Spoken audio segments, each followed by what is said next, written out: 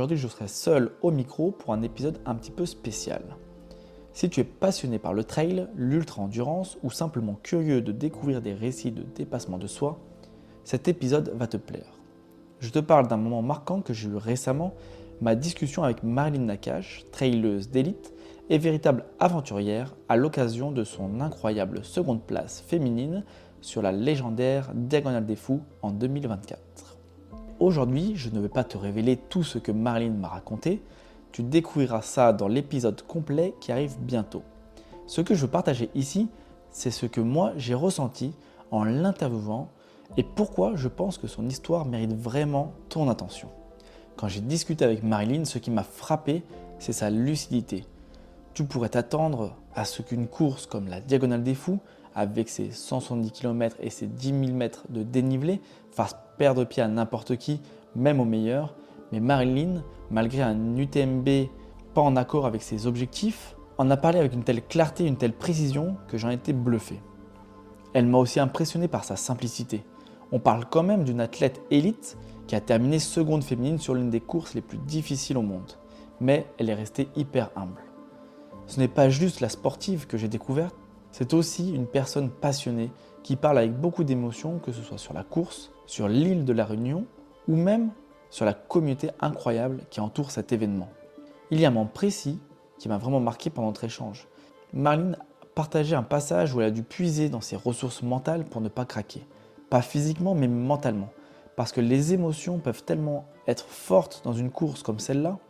Imagine-toi courir pendant des heures, entouré d'une ambiance survoltée, avec des spectateurs qui te poussent à tout donner.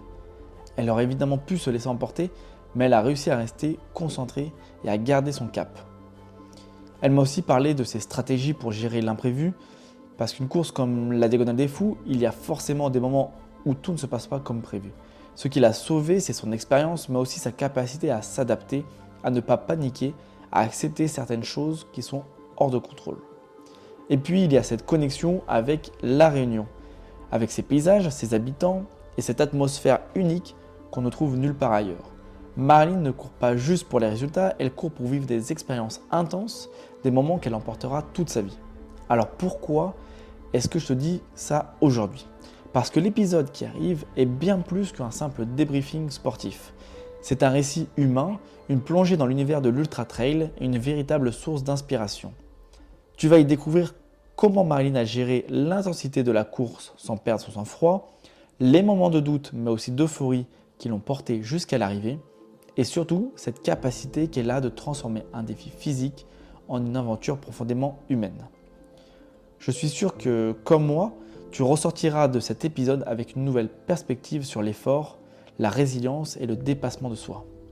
Voilà ce que je voulais te partager aujourd'hui. Je suis vraiment impatient que tu découvres cet épisode qui sera disponible dans quelques jours. En attendant, je te pose une seule question. Toi, quelle est la course ou le défi qui t'a le plus marqué dans ta vie ?